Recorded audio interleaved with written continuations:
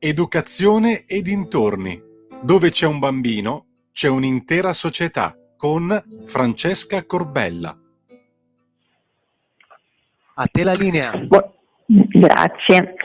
Buonasera a tutti cari amici, oggi è il 31 di ottobre e io vi auguro buon Samonios o buon Samain a tutti voi.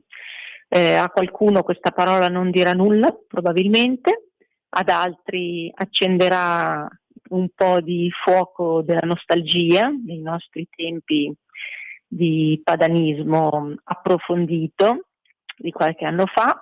Pare che non vadano più di moda questi termini, ma io stasera vi auguro buon Samonios e stasera accenderò dei lumini per ricordare i miei morti, nonché i morti del mondo, tutti morti. E questo perché? Per scongiurare quella che ritengo una bestialità illuministica e iperlaicista di aver abolito la festività dei defunti. Vi ricordate, una volta si festeggiava l'1 e il 2 di novembre, ora è rimasta solo la festa dei santi e io ne faccio una colpa grave al Vaticano.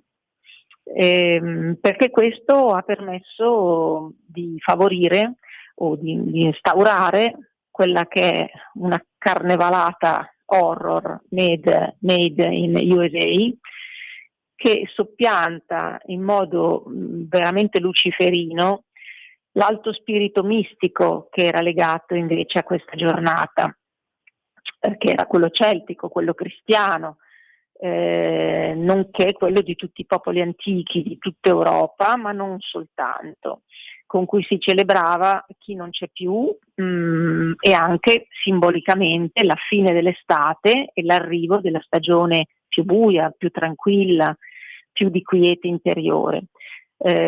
Tutto ciò è scomparso nel nulla, è scomparso nel vortice della decadenza spirituale a cui stiamo assistendo in favore di un maggiore materialismo, un consumismo molto ravvicinato, molto gretto, quello che fa dire la vita è una sola, quello che spegne i lumini sulla festa dei morti. Questa cosa, attenzione, non è disgiunta, anzi è la prima causa, perciò ne voglio parlare, voglio sottolinearlo con voi, di ciò che leggiamo continuamente, della triste cronaca che leggiamo continuamente. Ultimo, in senso cronologico, l'omicidio della tredicenne da parte del compagno di 15, apro una parentesi, smettiamola di edulcorare l'omicida con l'eufemismo insopportabile di fidanzatino. Costui ha gettato dal 10° piano una ragazza. Come possiamo chiamarlo fidanzatino? Col diminutivo affettivo? Come pure vi ricorderete i 2 di Novi Ligure, quelli che massacrarono con 30 coltellate o 60 coltellate madre, padre e fratellino della ragazza. Ve le ricorderete, anche loro erano i 2 fidanzatini di Novi Ligure, nonché il Turetta, che ha fatto il giro delle prime pagine per parecchio tempo, che ha fatto la medesima cosa con la Cecchettin. Allora, tutti questi fatti, ma come pure quelli meno gravi, l'episodio di bullismo, il professore menato dagli studenti e tante altre cose che si verificano ormai quotidianamente, anche la depressione dilagante, le psicosi tra gli adolescenti, anche in America gli adolescenti che entrano nel supermercato o nella scuola e sparano, ammazzano 30 persone. Ecco, queste psicosi dilaganti sono figlie di questa decadenza spirituale. Quando l'uomo uccide Dio, non può che rimanere Satana. Prendete con simbolismo le mie parole, ma i concetti sono questi e sono chiari. Vogliamo capirla o no che non servono i bonus psicologo, che non servono i finanziamenti a pioggia alle associazioni che entrano nelle scuole con gli assistenti sociali, con gli psicologi, che fanno finta educazione sessuale. Non servono i progetti o i quattrini della Microsoft per l'intelligenza artificiale a scuola, che non servono tanti bla bla bla parlamentari, ricordatevi la Boldini, ce la ricordiamo, i bla bla bla di queste persone sull'uguaglianza di genere, tanto poi per dare addosso alla figura maschile. Non serve tutta questa fuffaglia, serve più spiritualità. Basta anche incentivare, io tutti i giorni come scuola ricevo programmi finanziati per portare nelle scuole anche con bambini piccolissimi le materie scientifiche. Basta anche con queste STEAM, le materie scientifiche, la matematica, la fisica, l'informatica, ecco, a danno di quelle umanistiche. Basta anche con questo sbilanciamento verso lo scientismo.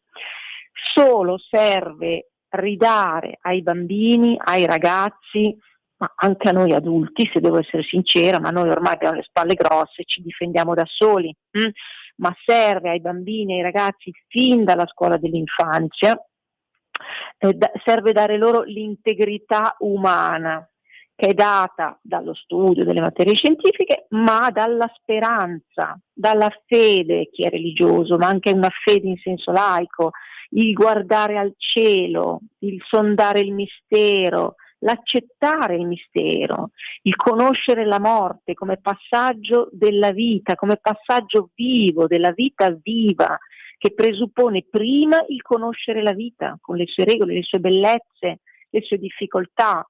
A testa alta si affrontano le difficoltà. Quindi basta con questo consumismo materiale cinico che passa anche attraverso la pornografia. Non pensiate che questi eventi di cronaca siano disgiunti dalla pornografia, non hanno a che fare con il sesso, allora pensiamo che la pornografia non vada a erodere la spiritualità dei ragazzi che a 11 anni sono su internet a guardare eccetera eccetera. Sapete cosa? A 10 anni, a 9 anni, tutto è alla loro portata.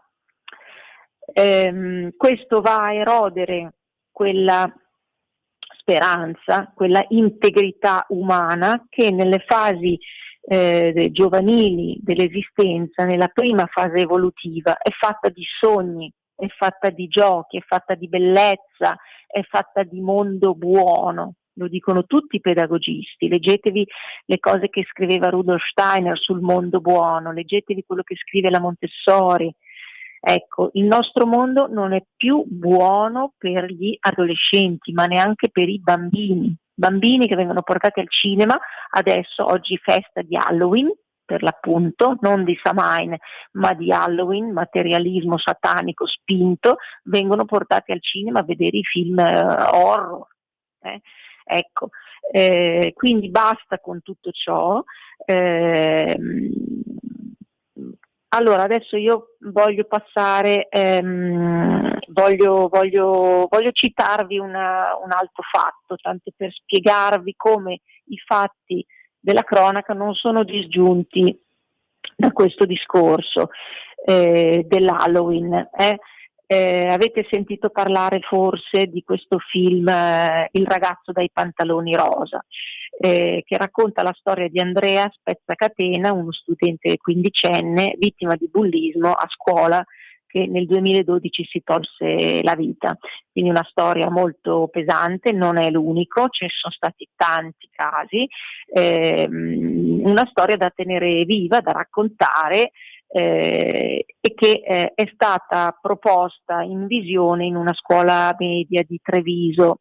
I genitori di questa scuola media sono insorti e non hanno gradito la proiezione di questa pellicola, sostenendo che potesse avere degli influssi negativi sui figli, e sono riusciti a bloccare la visione. Allora qua si apre un dibattito molto importante. Allora, da un lato è sbagliato evitare che i ragazzi si confrontino su questi argomenti, vanno affrontati assolutamente. Dall'altro lato è altresì sbagliato imporre a 11 anni in prima media la visione di un film spaventoso che può incutere paura, può incutere sensi di colpa in chi colpa non ne ha, e può ottenere l'effetto contrario rispetto all'educare e ad aprire al confronto su questi argomenti. Quindi faccio di nuovo un passo indietro in quello che ho appena detto. Il lavoro che va fatto è il lavoro spirituale, che passa dal rispetto delle altre persone, perché se io ricevo un'educazione cosmica, un'educazione all'amore, io includo anche il mio vicino di banco e mai più nella vita mi verrebbe in mente di torturarlo, infliggergli le mie azioni di bullismo. Se io invece sono frustrato e mortificato e non ho speranze, non ho visione, non ho più risorse interiori perché sto su internet a vedere la pornografia a 11 anni, è chiaro che la prima cosa che posso fare è ributtare tutta questa rabbia sul mio vicino di banco. Quindi il lavoro va fatto a monte. La scuola deve farsi carico di accettare, di portare avanti questo confronto, ma facendo un lavoro molto a monte, è questo che io dico. Quindi bene hanno fatto questi genitori, se i presupposti non erano questi che sto dicendo io, ma era semplicemente una visione impressionante di una storia triste, hanno fatto bene a rigettarla. Non hanno invece fatto bene se hanno chiuso lì l'argomento, con i propri figli a casa magari, o anche in una riunione collettiva con i professori e con i genitori. Capite che una cosa non esclude l'altra, ma il discorso è più elevato rispetto alla professoressina che fa vedere il film Bondi che t'ho visto. Questo è quello che il 90% dei casi succede nella scuola. L'adolescenza è il momento delicato nel quale vanno sostenute le autonomie dei propri figli e il pensare, nel quale il bambino, il ragazzo acquisisce il più ampio spettro possibile di conoscenze sul mondo, quelle positive e quelle negative, ma quelle positive devono essere tenute in alto, bisogna farglielo vedere che il mondo è bello. Bisogna tenerli nell'arte, nella musica, nei fiori, nella natura, bisogna portarli nella natura i bambini. Non ha senso fargli vedere la bruttura, un film, una pellicola piazzata lì. Che senso ha su una testolina di uno di 12 anni che non ha mai torto un cappello a nessuno? Non può che sentirsi in colpa, che accusare rabbia, che odiare i suoi simili con una roba del genere. Ecco, con ciò detto, permettiamo che nelle scuole si attui quel processo di apprendimare che deve andare oltre ai semplici programmi ministeriali, anche se io sono dell'idea che la scuola debba insegnare l'ABC, deve trasferire le informazioni, il cognitivo, tutto quello che è valoriale lo deve dare la famiglia. Allora la scuola può sollecitare la famiglia ad essere un mediatore valoriale. La scuola può essere un mediatore valoriale verso le famiglie. Questo sì, e le famiglie però non devono delegare alla scuola. Ah, la scuola non fa niente. Ah, grazie. Tu cosa stai facendo per tuo figlio, per insegnargli queste cose? La scuola deve insegnare a leggere e scrivere, far di conto, dicevamo ai tempi dei miei nonni, no? Dice Daniele Novara, che interviene sulla sua pagina Facebook del 30 ottobre a questo proposito, dice: la visione di questo genere di film, il quale premetto che era favorevole alla visione di questo film, lo dice nel comunicato, ma però specifica anche: la visione di questo genere di film deve essere preceduta da un lavoro di sensibilizzazione e preparazione, non dei bambini, dei maestri, dei professori, dei genitori, dopo dei bambini. Deve inserirsi in progetti di apprendimento più ampi che rifuggano la spettacolarità. Eccolo lì il filmetto piazzato lì per fare impressione e per poter dire: ah, noi il lavoro l'abbiamo fatto contro il bullismo. Devono rifuggire la spettacolarità e che siano incentrati sul lavoro scolastico di apprendimento, perché non ha senso, questo lo dico io, colpevolizzare i bambini. Ah, vedete, voi siete dei potenziali bulli tutti quanti. No, va fatto un lavoro di apprendimento, non di incriminazione, non di colpevolizzazione.